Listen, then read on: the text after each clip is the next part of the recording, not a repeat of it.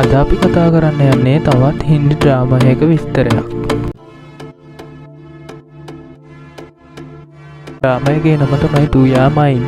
මේ නිකුත් වීමේ වසර විදිහට සඳහන් කරලා තින්නේ 2026 වසර කියලා.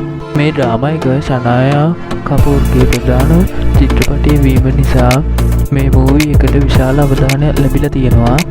මේ ඩ්‍රාමා එක තුළ ආදරය, ආකර්ෂණය, සැකය, බය සහ මයින්ඩ් ගේම් වැනි කොටස් එකතු වෙලා තමයි මේ මූවී එක හැදිලා තියෙන්නේ.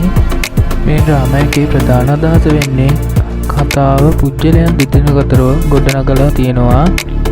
ඔවුන් අතර තියෙන්නේ ආදරයක්ද වෛරයක්ද යන නැත්නම් මේ මූවී එකෙන් කියවෙන්නේ ඔයාද නැත්නම් මමද යන සාමාන්‍ය තේරුමක් තමයි කියවෙන්නේ. එකම කෙනාට විතරක් ජීවත් වෙන්න පුළුවන් තත්ත්වයක් වගේ තමයි මේ ඩ්‍රාමා එකෙන් කියවෙන්නේ.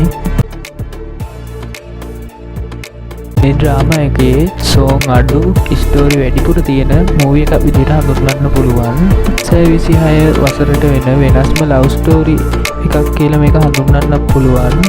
මූවී එක සාමාන්‍ය ලව් ස්ටෝරි එකක් විදිහට ගණන් ගන්න බෑ. මේකේ තියෙනවා එක එක රොමැන්ටික්, මයින්ඩ් ගේම් වැනි කොටස් තියෙනවා. ඒ නිසා මේ මූවී එක විශේෂ මූවී එකක් කියලා හඳුන්වන්න පුළුවන්. මූවී එක ගැන වැඩි විස්තරයක් සඳහන් කරලා නැහැ. ඒ නිසා ওই ටික තමයි විස්තර තියෙන්නේ. කොහොමත් 26 වසරේ නිකුත් වෙනවා කියලා සඳහන් කරලා තියෙනවා. හොඳ මූවී එකක්. ඒ වගේම ත්‍රාසය, භීතිය ඒ වගේ දේවල් මුසු කරපු මූවී එකක් කියලා මේක හඳුන්වන්න පුළුවන්. අපි මේක බලමු.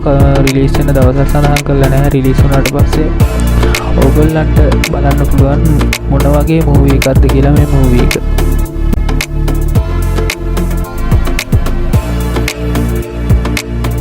එහෙනම් තවත් අලුත් මූවී එකක විස්තර අරගෙන නැවත හමු වෙමු.